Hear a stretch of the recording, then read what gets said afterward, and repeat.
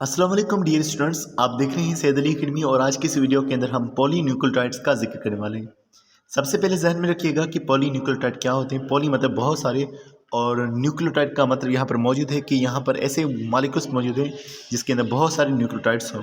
अब ये न्यूक्लियोटाइड्स क्या है, ये हम पहले जो है यहाँ पर जिक्र कर चुके हैं कि एक न्यूक्लियोटाइड का जो मॉलिक्यूल है वो इस तरह से होता है जिसके अंदर फास्फेट मौजूद होगा, पेंटोज शुगर मौजूद होगा और नाइट्रोजनस बेस मौजूद होगा। ये है एक हमारे पास न्यूक्लियोटाइड। लेकिन अगर ये बहुत सारे आपस में जुड़े हुए हों तो ये हमारे पास बन जाता है एक पॉलीन्यूक्लियोटाइड। अब ऐसे पॉलीन्यूक्लियोटाइड्स के जो मॉलिक्यूल्स हैं हमारे पास वो डीएनए और आरएनए हैं।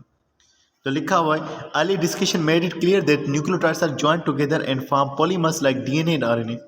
बहुत सारे न्यूक्लियोटाइड जुड़े हुए हों, बड़े मॉलिक्यूल्स बनाएंगे, पॉलीमर जिनको कह रहे हैं, और वो है DNA RNA. They have a variety of role in the living organism. जानदार के अंदर इन्हें पॉलीन्यूक्लियोटाइड्स का बहुत ज़्यादा किरदार होता है। जैसे समझ लें, तमाम चीज़ों को तो कंट्रोल करना वो डीएनए का काम है। आरएनए का काम होगा प्रोटीन सिंथेसिस, प्रोटीन को बनाना। तो लिखा हुआ DNA perform function of transformation and heredity. Characters को ट्रांसफ़र करने का जो काम है वो डीएनए जो है वो कर रहा होता है। हेरिडिटी के हवाले से लिखा हुआ है genetic information is encoded in DNA in simple fashion in the form of codes. DNA के अंदर कुछ कोड्स होते हैं जिनको हम जीन्स कह रहे होते हैं। ये जीन्स के अंदर तमाम इन्फॉर्मेशन हमारे बारे में मौजूद होती है। स्ट्रक्चर ऑफ डीएनए का जिक्र करें तो लिखा हुआ है the structure of DNA was explained by James Watson and Francis Crick. दो साइंटिस्ट थे जिन्होंने 1953 के अंदर इस डीएनए के स्ट्रक्चर के बारे में एक पूरा मॉडल बनाया और इसको वाटसन एंड क्रिक मॉडल कहा जाता है, जो कि डीएनए का इन्होंने मॉडल पेश किया था। इन्होंने डीएनए के बारे में बताया the DNA is a double helical structure. दो कतारों वाला स्ट्रक्चर है DNA. Each helix is made up of 4 type of nucleotides.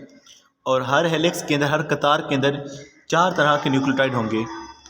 तो 4 तरह के न्यूक्लियोटाइड ऐसे, यानी एक में अगर ग्वानिन होगा, दूसरे में थायमिन होगा, एक में साइटोसिन होगा, एक में एडेनिन होगा। तो ये 4 तरह के मुख्तलिफ न्यूक्लियोटाइड की जो है ये बने हुए हैं। उसके अलावा लिखा हुआ है both helix are complementary to each other. दोनों कतारें एक दूसरे के कॉम्प्लीमेंट्री होती हैं। कॉम्प्लीमेंट्री का मतलब है अपोजिट एंड इक्वल। अपोजिट किस तरह से, एक तो ये जो है डायरेक्शन में अपोजिट होंगी। डायरेक्शन में अपोजिट कैसे, जैसे एक देखिए, एक का जो 5वां कार्बन है वो ऊपर आ रहा है तो दूसरी का जो है वो 3रा कार्बन ऊपर आ रहा है। और ये जो है बेसिस के अंदर भी कॉम्प्लीमेंट्री होती हैं, अपोजिट होती हैं। यानी अगर एक के पास ग्वानिन है दूसरे में साइटोसिन होगा, एक में थायनिन है दूसरे में एडेनिन होगा, इसी तरह से एक में साइटोसिन है दूसरे में ग्वानिन होगा। तो कॉम्प्लीमेंट्री होती हैं एक दूसरे के। यही बात लिखी हुई, if one helix contain adenine the opposite और complementary helix will contain thymine where cytosine is complementary to guanine. Each helix is consist of 2 parts. दो हिस्से हैं इनके। One is upright made up of deoxyribose sugar and phosphate. एक है इनका upright, जैसे ये इन्होंने अलग से हिस्सा करके दिखाया हुआ है, ये पूरा हिस्सा ये है एक इनका अपराइट, जिसमें डीऑक्सीराइबोज शुगर है। ये जो पेंटोज शुगर है इसमें एक ऑक्सीजन कम होता है, इसलिए हम उसको डीऑक्सीराइबोज शुगर कह रहे होते हैं। और दूसरा है इसमें फास्फेट ग्रुप। और एक है इसके रंग्स जिसके अंदर नाइट्रोजनस बेसिस मौजूद हैं। रंग्स कौन से हैं? ये जो सेंटर वाला हिस्सा है जो नाइट्रोजनस बेसिस पर मुश्तमिल है, ये इनका रंग्स कहलवाई का। यहाँ पर आप इसको इस तरह से ये इनके रंग्स आप देख सकते हैं। और बाकी जो इसकी साइड्स हैं वो इनके हैं अपराइट। अब इसके बारे में मजीद बात करें, both helix are held together by hydrogen bond due to which zipping and unzipping of both helix occur by making and breaking these hydrogen bonds. अब ये जो दोनों कतारें हैं इनके अंदर ये जो हमारे पास मौजूद हैं हाइड्रोजन बॉन्ड्स जो है इन दोनों कतारों के अंदर नाइट्रोजन बेसिस को जोड़ रहे हैं। जैसे एडेनिन और थायमिन है, इनमें 2 हाइड्रोजन बॉन्ड मौजूद हैं।